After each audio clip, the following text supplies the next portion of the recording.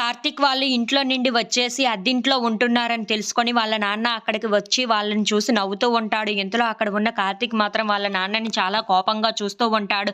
అది చూసిన వాళ్ళ నాన్న మాత్రం నన్ను కొడుకు అవమానించాడు, భార్య అవమానించింది, కూతురు అవమానించింది, అలాగే మా మామగారు కూడా అవమానించారు.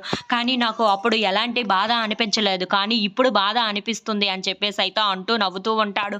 అది చూడగానే అక్కడ ఉన్న కార్తీక్ చాలా కోపం వచ్చి కాలు దువ్వుతూ ఉంటాడు. అది చూసిన వాళ్ళ నాన్న మాత్రం ఏంటి కోపం వస్తుందా?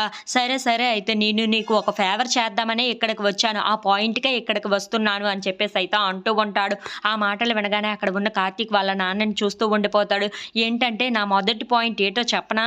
మీరందరూ కలిసి నాకు సారీ చెప్పాలి. అందుకే అప్పుడు నన్ను అవమానించారు కదా! మరి ఆ అవమానాలన్నీ తట్టుకుంటూ ఎలా వచ్చాను కదా! అందుకే నాకు ఒక సారీ చెప్తే చాలు.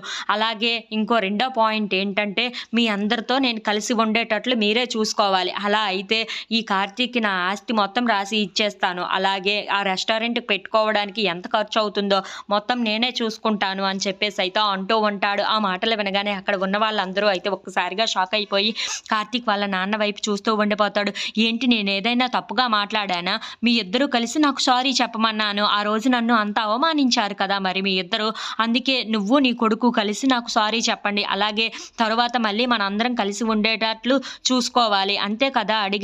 ఇవి ఏమీ పెద్ద మాటలేమీ కాదు కదా! మీరు ఇవన్నీ చేస్తే నా యావదాస్తి మొత్తం కార్తీక్‌కి రాసి ఇచ్చేస్తాను అని చెప్పేసి అయితే అంటూ ఉంటాడు. If you like this video please like, share and